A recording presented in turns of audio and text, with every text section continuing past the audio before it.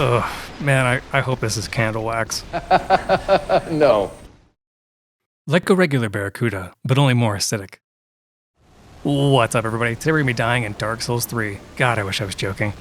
With this being a Souls game, the core premise of journeying through levels and fighting bosses is unchanged. However, when comparing Dark Souls 3 versus the first two games, there's definitely a heavy emphasis on quality as opposed to the quantity in Dark Souls 2. The graphical updates are gorgeous, with Irithyll, the Boreal Valley, and the Ring City being notable examples.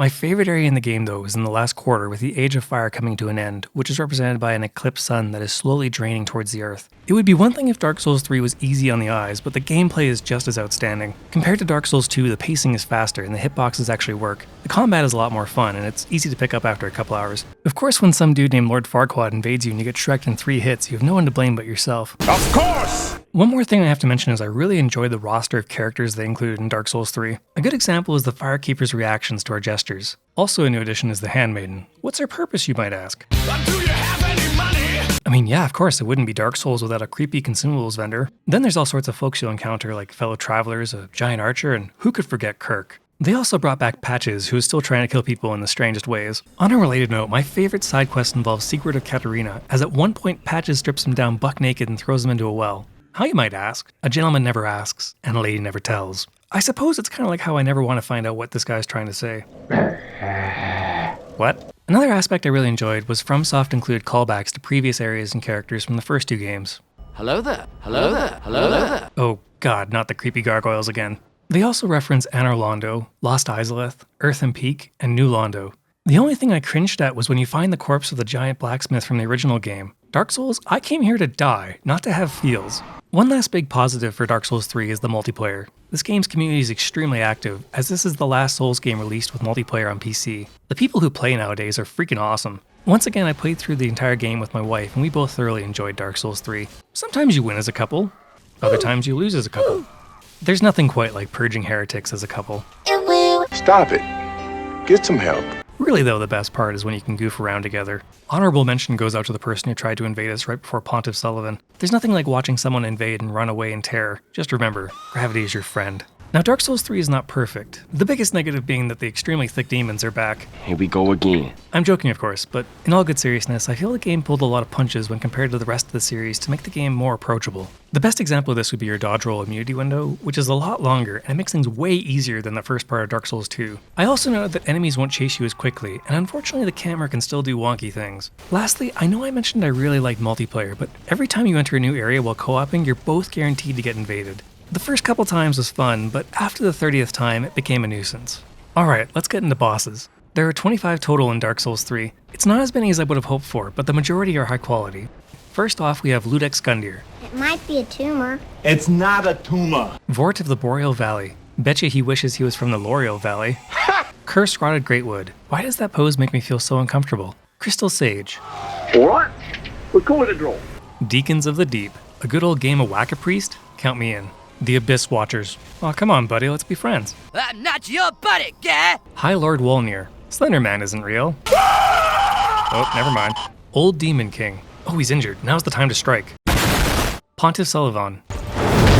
You done goofed. Aldrich, Devourer of Gods. Our arrows will blot out the sun. Yeah, he wasn't joking. Yorm the Giant. Double Storm Rulers. Oh yeah, that's hot. Dancer of the Boreal Valley. So much for Death by Snoo Snoo. Dragon Slayer armor. Danger, danger, have voltage. Osiris, the Consumed King. From the front he looks normal, from behind that bulge cannot be unseen. Champion Gundyr. So you copy and pasted the first boss and cut out the twisted second phase. But why? Lothric, Younger Prince. Because we're brothers, Mom, and we kind of like each other. Ancient Wyvern. Wait for it, wait for it. Boom! Headshot! King of the Storm and Nameless King. Surprise! That's not what I expected. Sister Frida. Phase 1 is neat, Phase 2 is chaotic. Phase 3? This is where the fun begins. Champions Gravetender and Gravetender Great Wolf. You can fly. Demon in Pain, Demon from Below, and the Demon Prince. Oh, that's hot. That's hot. Halfite, Spear of the Church. Hello? Anyone there? Dark Eater Medir. Nom, nom. Fish! Oh no, that's me! Oh, thank God, I thought you were gonna eat me. Slave Knight Gale. Say hello to Mr. Slave. Oh, Jesus Christ. Soul of Cinder. Well, after Frida, Midir, and Gale, you're kind of a joke. Just not a very funny one. In all good seriousness, beating Midir was the high point of the game for me, because goddamn, he is a hard boss. Another clip I wanted to share was from my third playthrough where the Curse Rod Greatwood didn't break the floor until after it was defeated. It was pretty funny to think the boss fight ends, it fades away, and the floor just randomly implodes. Okay, so for enemies this has to be a best for the series based on sheer variety. Let's see here. Dark Serpents that can bite through walls? Check. Mimics that can pull off hurricane kicks? Check. Nuns that offer free hugs? Check. Giant swamp mages that can be tricked into burning themselves alive? Check. Super easy Pontiff Knights? We call this a difficulty tweak. Check. Silver Knights that are terrific as always? No, no, no, no, no, no! Check. Attack Helicopter Angels? Check. Life Bar Shrinking Bastards? Check. More Mimics? Check. The thing is, I don't know if I'm comfortable with people eating my face. Zombies that will drag you into the ground during high pressure situations? Check. Giant dune sandworms? Check. Whatever the hell this thing is? Check. Premature suicide bombers? What the fuck? Check. Top-notch enemy artificial intelligence? Check. They ask you how you are, you just have to say that you're fine when you're not really fine, but you just can't get into it. Alright, you get the idea. There's a lot of different enemies in game. Which one is the most difficult, you might ask? Dragons? No. Feral Knights? Nah. Two dudes with sticks? I'm in danger!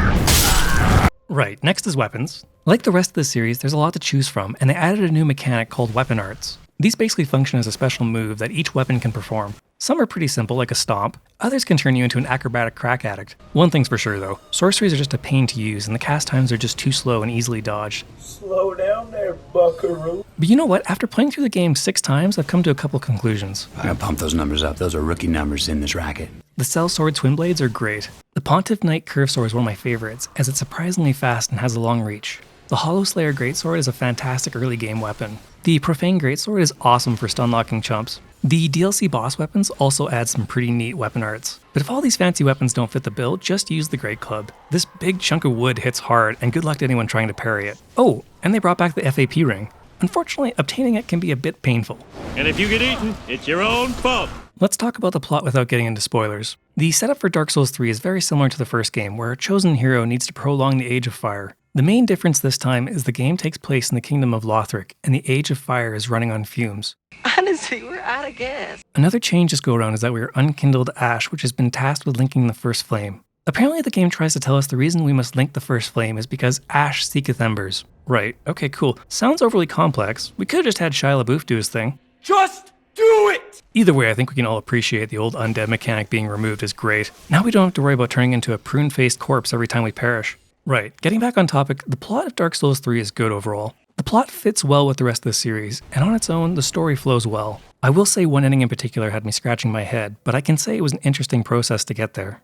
Let's get into spoilers. Please skip to the timestamp above if you want to avoid them. The game opens with a bell ringing out to signal the end of the first flame. This resurrects the Lords of Cinder, which previously linked the first flame but were too strong to be destroyed by the process. The duty of a Lord of Cinder is to sacrifice themselves to create a longer period between linking the first flame. Great idea, except 4 out of 5 of them are not exactly down to be sacrificed.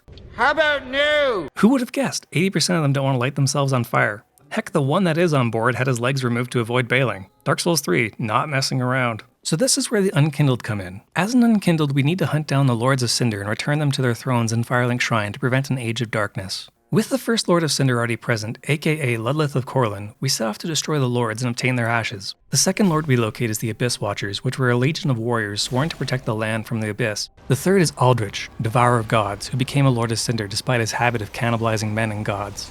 Bet you can't eat just one. Fourth is Yorn the Giant, who was once a conqueror that lost everything and now holds apathy towards linking the fire. The fifth and final Lord is Prince Lothric, whom was raised to link the first flame, but rejected his destiny and chose to allow the fire to fade. Once we succeed in returning the Lords of Cinder to their thrones, we warp to the kiln of the first flame. It's here we encounter the Soul of Cinder, which is an amalgamation of all the previous Lords of Cinder which successfully linked the first flame. Once Senior Cinder is defeated, 4 endings can occur depending on the player's actions throughout the game. The first is pretty basic as the player links the fire. The second is where we summon the Firekeeper to extinguish the flame and usher in an Age of Dark. The third is where we kill the Firekeeper to steal the flame for ourselves. It's upsettingly nostalgic when we step on the Firekeeper's head, as it's very similar to the evil ending of Demon Souls. In the fourth ending, we absorb the first flame and become the Dark Lord of Londor. I thought this ending was the most interesting. Earlier in the game you become hollow, and later on end up stabbing someone called your spouse in the face in a ritual to claim their dark sign. Well, that happened. So, in summary, Dark Souls 3 is a romping good time with a polished experience that takes the series to new heights. The only complaint I have is that PvP can be a bit annoying, and the dodge roll window makes fighting other players painful. Even with those gripes, the game is a blast. I'm going to give Dark Souls 3 an A. If you're going to play any of these games, this is it. Thank you all for watching. I really appreciate you watching until the end of the video. And lastly, but most importantly, I hope you all have a great day.